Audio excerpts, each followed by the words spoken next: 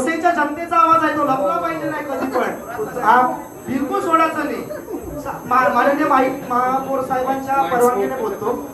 आता आम्ही ज्या क्षेत्रातले आहेत, प्रभाग क्रमांक 18 असो, 19 असो, HSN जेवढे प्रभाग आहेत, नाला आपल्याला माहिती आहे. साहेबांनी फार चांगला विषय मांडला की तुम्ही ते नाले DPR मध्ये आहेत का हे बघा. मोस्ट प्रोबेबली आता आम्ही जेवढं सर्वेक्षण केलं नगरसेवक होण्याच्या अगोदरपासून लॅटिट्यूड लॉंगिट्यूड सहित आम्ही त्या नाल्याची तपासणी केली साहेब. आणि नगरसेवक झाल्यानंतर 30 तारखेला एक पत्र सादर केलं. त्या 30 तारखेच्या पत्रामध्ये आपण काय उल्लेख केला की ते नाले सफाई झाली पाहिजे जानेवारी पासून. आणि त्यात महत्वाचा विषय असा सांगितला की माझ्या गावरेपाडा क्षेत्रामध्ये धानीव पासून जो आमचा इरा येते, काय म्हणतात आपल्या आगरी भाषेत इरा बोलतो आपण, आता इरा म्हणजे ज्याला आपण नाला सांगतो तो बरोबर मराठी भाषेमध्ये इराच आहे. हा इरा इंडस्ट्रियल सेक्टरमध्ये काय चालतो. आता या पत्रामध्ये आम्ही त्यांना माहिती दिली की त्याचं तुम्ही काय करा, सर्वेक्षण करा, डिमार्केशन करा. 30 तारखेच्या पत्राचं आज तक काय आम्हाला उत्तर आलेलं नाही. त्यानंतर पत्रव्यवहार केला. त्या पत्रव्यवहार मध्ये आम्ही काय केलं, प्रश्न उपस्थित करण्याचा प्रयत्न केला. त्या प्रश्न उपस्थित करताना आता आम्ही जेवढे HSN नगरसेवक आहेत, प्रभाग समिती आहेत, तुम्ही पकडा, त्यांच्या वतीनं हा प्रश्न होता आणि जनतेच्या काय समस्या होत्या ऐका, मला देसाई साहेबांनी बरोबर फोटो पण दाखवला. ऐका, पहिल्या पावसामध्ये कसा नाल्याचा काय काय प्रॉब्लेम झाले, बरोबर आहे.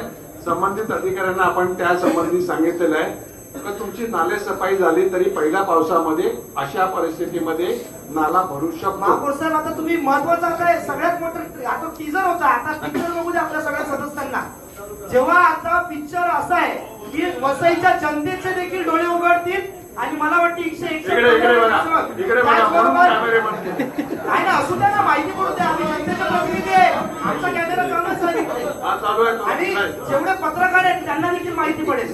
आम्ही जेव्हा एक माहिती मागवली त्या माहितीमध्ये एक प्रश्न उपस्थित केले. त्या प्रश्नाची उत्तरे आपल्या आदरणीय अर्चना देव मॅडमनी त्याला देखील दिले केला उत्तरांना. ते उत्तर ऐकून दाखवतो. नैसर्गिक नाले सफाई हलक्यात न घेता गांभीर्याने घ्यावे अशी आम्ही विनंती केली. त्यावर त्यांनी आम्हाला नित्यनेमाचं उत्तर दिलं ते होणार. आता सगळ्यात महत्वाचा प्रश्न त्यात असा विचारला गेला की नैसर्गिक नाल्यांचे रुंदीकरण, खोलीकरण व सीमांकन इट मीन्स डिमार्केशन करण्यासाठी महानगरपालिकेने कोणती कारवाई केली. आणि त्यावर आम्हाला आदरणीय दिवे मॅडमचं असं उत्तर आलं की महानगरपालिकेमार्फत टप्प्याटप्प्याने नाल्यांचे सर्वेक्षण, रेखांकन व सीमांकन करण्याची कारवाई सुरू आहे. आवश्यक त्या ठिकाणी भूमी अभिलेख विभागाच्या समन्वयक सीमांकन करणे सुरू आहे.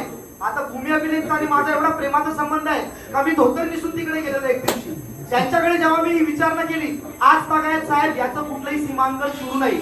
आता एक महत्वाचा प्रश्न त्यांना मी काय विचारला की आता सन्मान्य सगळ्या सदस्यांना कळेल की काही वर्षाचा आपण त्यांच्याकडे खर्च मागितला. तो खर्च असा होता 2021 ते 2026. आता फक्त तुम्हाला 4 वर्षाचा खर्च ऐकवतो मी. 2021 ते 2025 हे नाले सफाईचा खर्च सांगितला 5630.75 कोटी. आणि त्यात ऐकून घ्या अजून 5,000 त्यांनी मला माहिती दिली. 5,000 आता त्यांनी कळावी. ऐकून घ्या, पुढचं सांगतो.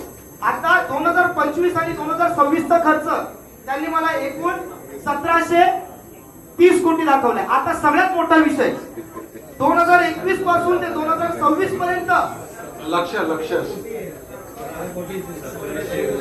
आता मला माहिती नाही त्यांनी दिले तसं. मी विचारलं त्यांना, ही चुकी माझी नाही मिळत, त्या अधिकाऱ्यांची आहे, माझी चुकी नाही मिळत. दिला तुला मॅडम आहे माझी थोडी चूक आहे की त्यांनी समजावी काय आहे ना काय नाही, बरोबर नाही. अजून ऐका, अजून ऐका. 2021 ते 2026 आपले बीजगणित ते काय सांगतात ना ती लोक, त्यानुसार साहेब आदरणीय आयुक्त साहेब खर्च आता हे कॅल्क्युलेशन आता त्यांनी दिलेल्या फिगर्स अनुसार हा का 7361 कोटी असा दिसतोय. त्यांनी दिले. सुनीता का बघू नका, टेन्शन नका घेऊ, पेपरवर आहे. आता माझं एवढंच मत आहे, जर 7,000 मध्ये जरी अशी परिस्थिती आहे, 7,000 मध्ये आपण ते रिव्हर थेम्स सारखे आणि लंडन सारखे कॅनल बांधू शकलो असतो वसई विरार मध्ये. इकडे ही वस्तुस्थिती आहे इकडची.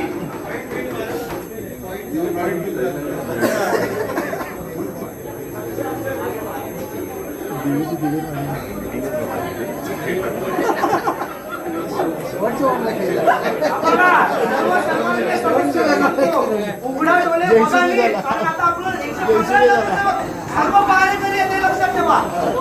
ही माहिती असणं गरजेची आहे. क्रॉस व्हेरीफाय केली आहे. आपल्याला ट्विटर घ्यायला लागेल. आता मला सांगा, महापौर साहेब, ऐका आता एक मी संपवतो. मला महत्वाचं आदरणीय आयुक्त साहेबांच्या निर्देशावर चालायचंय. नाही, सर्व सर्वांच्या सदस्यांना सांगतो की किती काय काय परिस्थिती नाही. शेळके साहेब पर्सनल टीका करू नका. शेळके साहेब पर्सनल टीका करू नका. लेडीज आहेत त्यामुळे प्लीज शब्द जपून वापरा. आयुक्त साहेब, मला फक्त एवढी विनंती आहे, आता अधिकारी वैयक्तिक वगैरे काही घेऊ नये. ते या ठिकाणी महापालिका प्रशासनाचं काम करायला येतात. आम्ही इतर ठिकाणी जाऊन कुठल्या अधिकारावरती कोणी बोलत असेल तर भाग वेगळा. इथे ज्या वेळेला आपण काम करतो त्यावेळेला आपण जबाबदारी घ्यावी याची असते आणि आपल्या जर चुका होत असतील तर ते मान्य करायला पाहिजे मोठ्या मानाने. आता पुढचा विषय येणार आहे त्यावेळेला सांगतो काय आहे ते, पण अशा पद्धतीने वैयक्तिक घेण्याची गरज नाहीये. महापौर साहेब,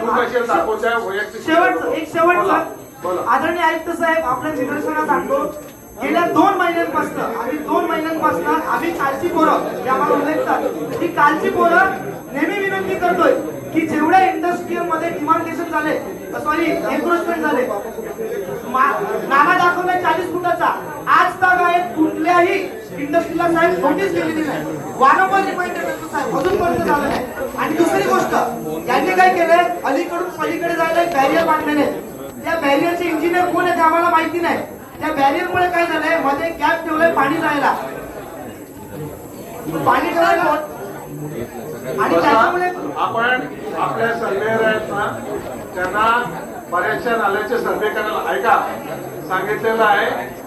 आपल्याला जे नाले रिझर्वेशन मध्ये आहेत त्याच्याकडनं खासगी लोकांकडनं कसं घेता येईल त्याचे प्रयत्न चालू आहेत. ऐका, झाल्याचं उत्तर आहे, कारवाई अशी बिलकुल कारवाई सुरू झालेली नाही. सीमांकन म्हणजे आपला जो ऐका, आम्ही वैयक्तिक आपल्या सर्वेअरला जिकडे म्हणजे पाटील साहेबांनी एक विषय सांगितलेला, आम्ही प्रत्यक्ष जाऊन बघून आलो तिकडे, कारण त्या पद्धतीने तिकडे काय काय करता येईल. पाईप आहे, त्याच्यानंतर एक चॅनल म्हणजे रिझर्वेशन असणार, सोपा रेकडनं येणार वगैरे. आम्ही वैयक्तिक जाऊन तिकडे बघून आलो काय काय मार्ग काढता येईल. उपमहापौरांना घेऊन आम्ही बघितलं, त्यांच्या म्हणजे यांच्या आणि यांच्या गावाच्या इकडे एक नाला आहे, तिकडे कुठेतरी अडतो, सरकारी जागेमध्ये नाला आहे, तो कसा आपल्याला करता येईल त्याच्यासाठी देखील सर्वेला सांगितलेलं आहे. ते करता महापौर साहेब, यांना नोटीस देण्याची कारवाई त्याची विनंती आम्हाला. पाटील साहेबांचा विषय संपलेला आहे. महापौर साहेब,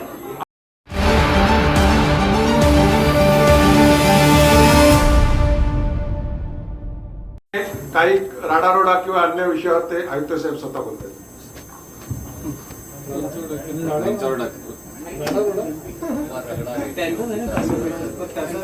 माननीय आयुक्त महोदय आणि माननीय सभागृह, आता जी चर्चा झाली त्याच्यामध्ये मला 2-3 गोष्टी सगळ्यांच्या निदर्शनास आणायचे.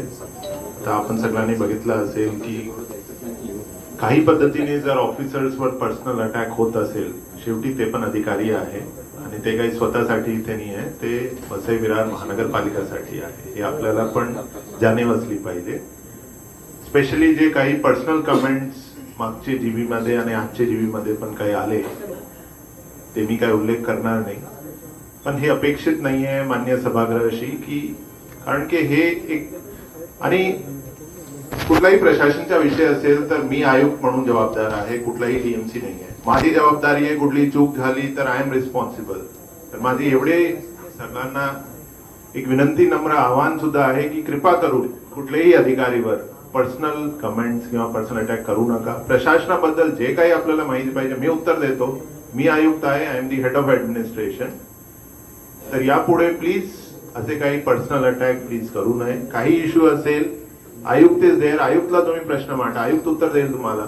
पण कोणाला, आणि बघा चूक होते, माणूस आहे, काही डॉट जर राहून गेला त्याच्यामुळे म्हणजे आय डोंट थिंक तेवढा मोठा विषय आहे का. सगळ्यांना माहिती आहे, आपण सगळे वाचलेले आहे की आपलं बजेट किती आहे.